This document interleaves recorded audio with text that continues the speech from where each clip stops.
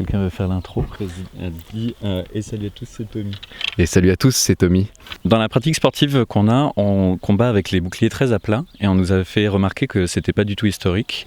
Et effectivement, c'est pas historique, mais il se trouve qu'on utilise des règles assez spécifiques. Donc par exemple, les coups à la main ne comptent pas. C'est pour ça qu'on voit que les combattants ont les mains très sorties.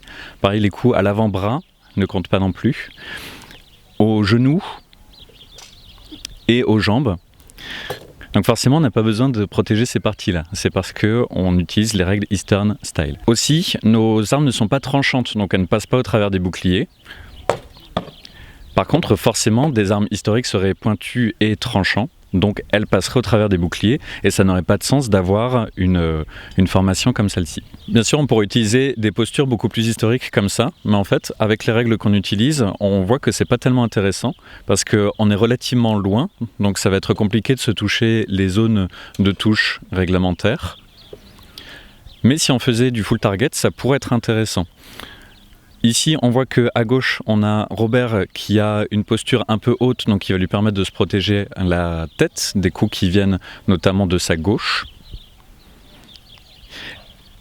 Et à droite, on a Borlid qui se protège un peu plus bas, mais ça lui permet aussi de se protéger des coups de lance qui viendraient d'en bas.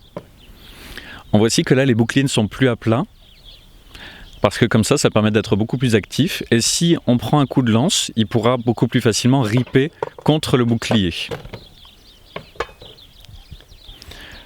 Aussi, dans les règles qu'on utilise, on ne met pas de coup de lance à la tête. Mais forcément, historiquement, les lances allaient dans le visage et ça fait même partie des blessures les plus courantes. Aussi, avec la posture comme ça, vous voyez que les angles sont relativement ouverts et là, on n'a que du 2 contre 2, mais imaginez dans une grande bataille, Bob pourrait très facilement se faire toucher par une lance de l'autre côté. Par exemple, si Björn passe de l'autre côté, en plus Björn est gaucher, on voit qu'il peut très facilement rentrer derrière le bouclier. Alors que si Robert avait le bouclier à plat devant lui, voilà, on voit qu'avec le bouclier à plat comme ça, c'est beaucoup plus difficile de rentrer et d'aller toucher les zones de touche. Aussi avec les postures historiques comme ça, on voit que le bouclier protège moins facilement la lance et que la lance est obligée de rester très loin. Alors que si on se met en position eastern,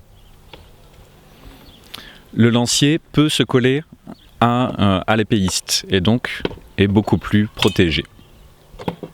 En espérant que cette vidéo vous ait plu et... Sur ce, portez-vous bien et à la prochaine. Salut! Elle est bien celle-ci. Ouais. Coupé. Sur ce, Portez-vous bien et à la prochaine. Ouais. Salut! Culé.